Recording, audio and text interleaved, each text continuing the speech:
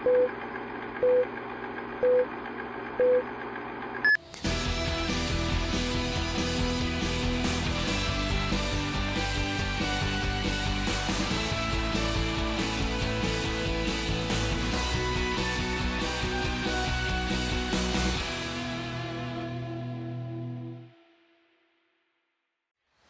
guys, we're here at Mount Trashmore at the beginning of our stretch series. So we thought, let's do a little stretching.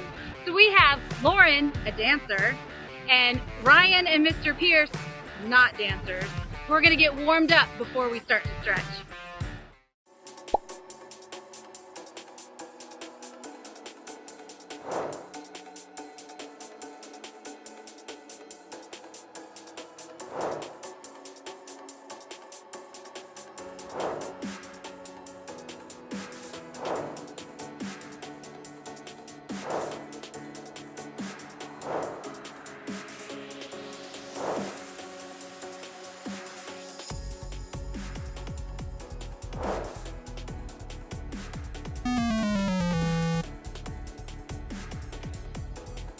Are we all stretched, ready to go? Okay, so now here's what we're gonna do.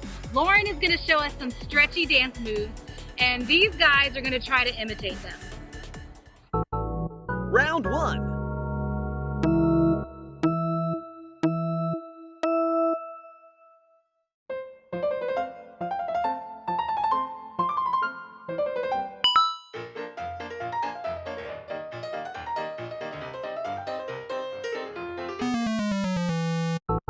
Round 2.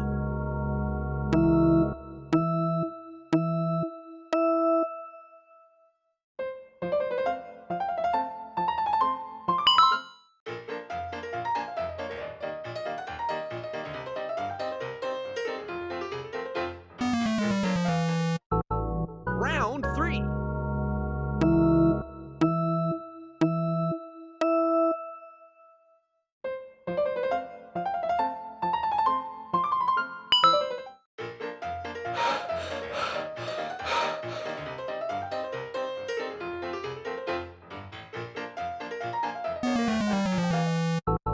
Round 4.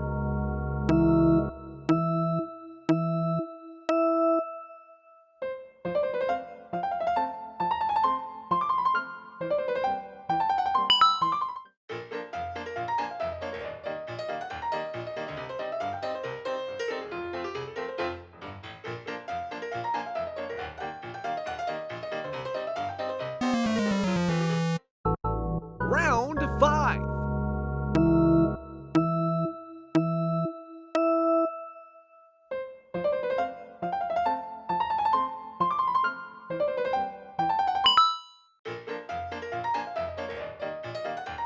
Let's go!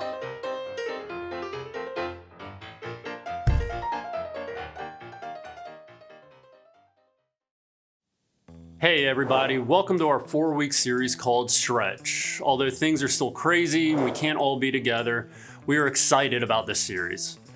I think a lot of us, including myself, will benefit from the wisdom Paul provides us. He gives us some practical reminders, and although he penned the words almost 2,000 years ago, the lessons are still relevant and applicable today.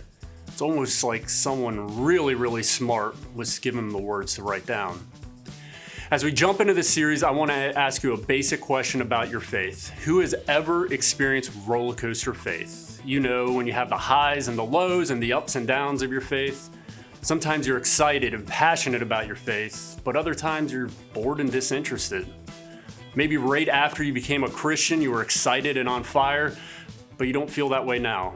Or maybe at camp, in a retreat, or another youth event, you felt God leading you on a journey and you knew that journey was going to be a lifelong adventure of godly quests and spiritual sagas. But now you don't feel God leading you anywhere. Your faith feels stale, and although you wouldn't want to admit this about your relationship with God, you're bored. If that describes you, I definitely think this series is going to help you.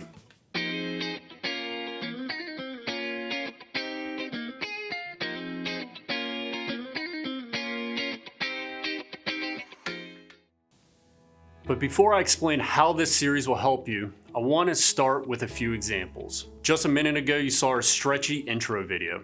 We use this video because it is a practical example of how flexibility and stretching allows a dancer to do more moves, stretching allows them to do those moves easier, and stretching allows them to do those moves well. However, stretching is important in other disciplines. Imagine a musician learns how to play a few scales. Now imagine they were content only playing that scale. They just played the same scale over and over. They wouldn't improve and be able to play more complex and creative pieces of music. They would be stuck playing the same thing over and over. Or imagine someone who wants to go to college for computers, finance, medicine, or some other STEM-related area, and they think, I learned addition as a kid, I'm set. We know that's ridiculous. Even though knowing the basics of math are important, they have to stretch and grow beyond the basics to reach their goals. But too often as Christians, we don't realize why we are stuck and bored in our faith. We assume our faith will just grow on its own. When we were kids, many of us accomplished the basics. We believed Jesus is the Son of God and He will save us. But we expected our faith to grow without us stretching it. Yeah, we went to church and youth group. Yeah, we went on retreats and to camp. But somewhere along the way, something changed. We became discouraged when we had doubts instead of asking questions about those doubts. We stopped feeling God in our life. We felt like we were good enough and like we weren't living out God's purpose in our life. Our faith wasn't an adventure anymore. We didn't expect God to do anything in our life. And when it came down to it, our faith just felt boring. If you feel like this, don't be anxious. You're not the only one. And I think I can help you find that vibrant, exciting faith again. If you are bored with your faith, it's likely that you are not stretching your faith. Faith is not a boring thing. I can promise you faith is not boring. It involves the creator of the universe who is fighting forces of evil, who orchestrated a rescue plan to save you, and then he cared enough to equip you so that you could be a part of this amazing rescue plan to save others. There is nothing boring about that, but it can feel boring if you're not stretching your faith. Again, think about our dancers. Imagine the only thing they did at every rehearsal and performance was touch their toes. Even though flexibility is a crucial basic of dancing, these girls that love dancing would be bored sticking with one basic thing over and over. Imagine the musician who plays scales. Again, a very basic for learning music, but it would be boring doing that one basic thing. Imagine the student whose math class for all 12 grades was only addition. Math is boring. There's just some things we can't change. But the point is, too many Christians just do the basics. They believe that Jesus is God's Son who will save them. And while that basic truth is so important, they don't stretch their faith beyond that one basic truth. And then they can't figure out why they are bored and disinterested in their faith. Stretching your faith ignites the passion in your faith and your life. I'll expand that thought, I promise. But I want to look at a letter Paul wrote to the church at Philippi. He gives us some practical ideas on how to stretch our faith, which ultimately ignites the passion in our faith and in our life that we all want. So let's turn to Philippians 3 and we'll start reading in verse 10. But first I want to give you a little context. If you start reading the beginning of the chapter, Paul reminds people of his life before he was a Christian. He had impeccable credentials. He was a Jewish Israelite, he had a prestigious job as a religious leader, came from the right family, was successful, received a lot of recognition, and overall he was a good religious guy. But Paul goes on to say that those things that everyone admire are actually worthless and a hindrance. The only thing that matters is Jesus. Jesus provided him righteousness, which is another way of saying Jesus saved him. So, as we start reading verse 10, we know Paul's faith has the correct basics. But we also know if his faith never stretches beyond the basics, he will become bored with his faith. So in verse 10, Paul starts saying what his desires are for his own faith. That I may know him and the power of his resurrection. What do you desire for your own faith? Paul is saying he doesn't just want to know Jesus saved him, he wants to personally know Jesus himself. He even wants to experience the power that raised Jesus from the dead. and may share his sufferings, becoming like him in death, that by any means possible I may attain the resurrection from the dead. Paul was willing to suffer and die as long as it meant he'd be resurrected with Jesus. That was his desire for his faith. It definitely sounds like Paul desires to move past the basic belief of his faith. He wanted a faith of resolve, commitment, power, and love. A love that would even follow Jesus to suffering and death. Now I know what you're thinking, big deal. Of course Paul would say that his faith was perfect. Let's continue reading in verse 12. Not that I have already obtained this or am already perfect. Beth is going to drive home this point in week 4, but I'll let you in on a secret. Stretching your faith isn't about being perfect.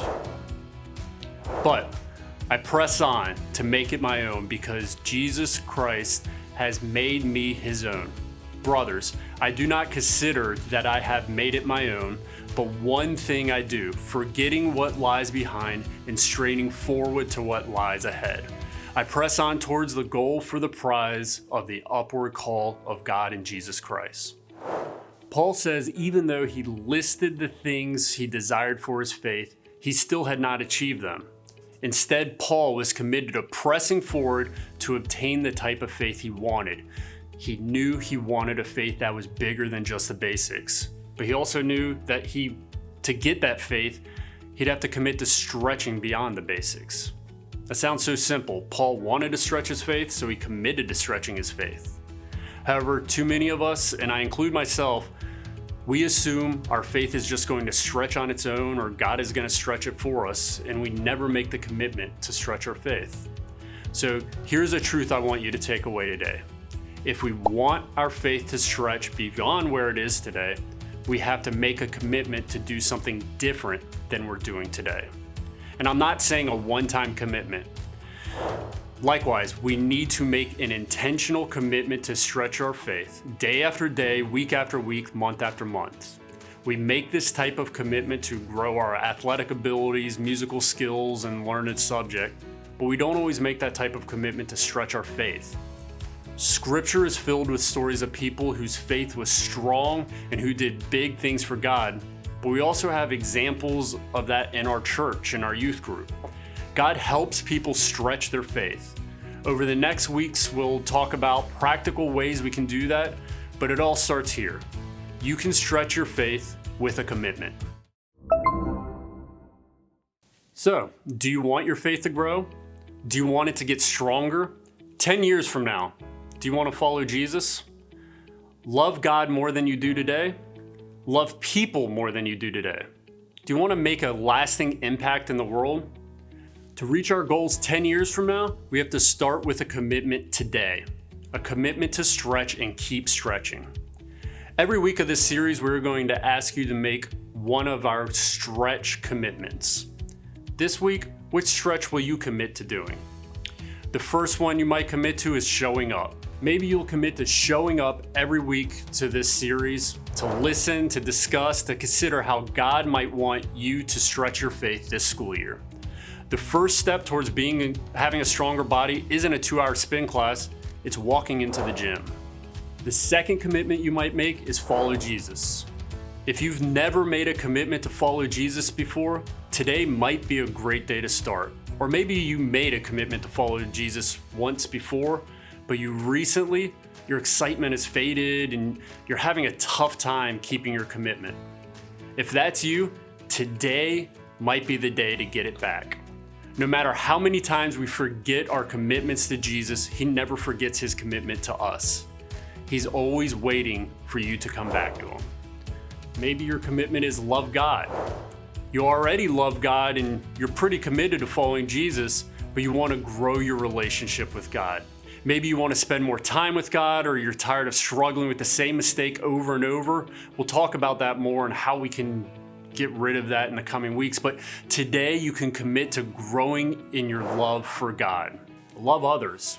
Maybe your relationship with God doesn't feel like the problem, but you really could learn to love other people better.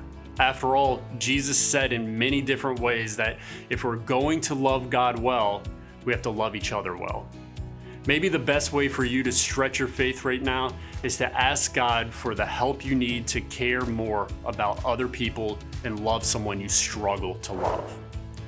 Maybe you'll consider asking questions. If you're not ready to make any of these commitments right now, that's okay.